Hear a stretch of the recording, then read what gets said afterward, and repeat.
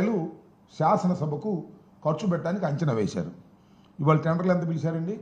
అదే శాసనసభకి 4,689 కోట్ల రూపాయలు. అప్పటికి ఇప్పటికీ సిమెంటు ఐరన్ ధరలు తగ్గినప్పటికీ కూడా ఎందుకు ఈ విషయాలను చెప్తున్నానంటే, మీరు అప్పు తీసుకొచ్చి అమరావతి నిర్మాణం కాదు దోపిడీకి మీరు పాల్పడుతున్నారు అనే విషయాన్ని ప్రజలకు అర్థం కావాలనేటువంటి అంశం మీద నేను చెప్పదలుచుకున్నాను. ఈ రకంగా అరే జాతీయ రహదారులు 20 కోట్ల రూపాయలండి కిలోమీటర్కి. ఇవాళ ఎంత అండి? అక్కడ 50 కోట్ల రూపాయల కిలోమీటర్కి. దోచేద్దామనే, కాంట్రాక్టుల ద్వారా దోచేద్దామనే, అంత దోపిడీ చేయాలనేటువంటి దృక్పథం తప్ప అమరావతి లాంటి ఒక మహాపట్టణాన్ని నిర్మించాలనేటువంటి చిత్తశుద్ధి మీకు లేదు.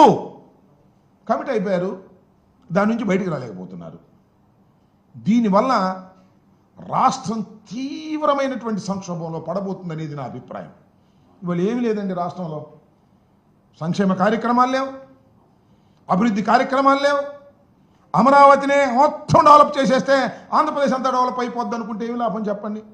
పోనీ మీకు డబ్బులుంటే, రాబడులుంటే, బ్రహ్మాండంగా ఆదాయాలుంటే వచ్చిన డబ్బుల్ని అమరావతి మీద ఖర్చు పెట్టి ఒక అద్భుతమైన నగరాన్ని మీరు సృష్టిస్తే సంతోషమే. నాకు తెలియగలుగుతానండి, వరల్డ్ క్లాస్ క్యాపిటలా? How it is possible? ఎంత రాష్ట్రం మంది? చిన్న రాష్ట్రం, అవునా కాదా? దీని కెపాసిటీ ఎంత? గాయపడినటువంటి రాష్ట్రం కదా, విడిపోయినటువంటి రాష్ట్రం కదా. ప్రత్యేక హోదా ఉంటే తప్ప ఈ రాష్ట్రం బాగుపడదని ప్రత్యేక రాష్ట్రం ఇస్తామని చెప్పి హామీ ఇచ్చి మన బుజ్జగించి మన బయటికి పంపించారే. పోలవరాన్ని కూడా మేమే నిర్మిస్తామన్నారే. ఆర్థికంగా దెబ్బతినిపోతుంది రాష్ట్రం విడిపోతే అని భావించారే. అలాంటి రాష్ట్రానికి మీరు ఒక మహాపట్టణాన్ని, that a world class capital, ఏంటండి ఇది? దేశమా? అప్పటికే రాష్ట్రం ఆదాయాలు ఎంత?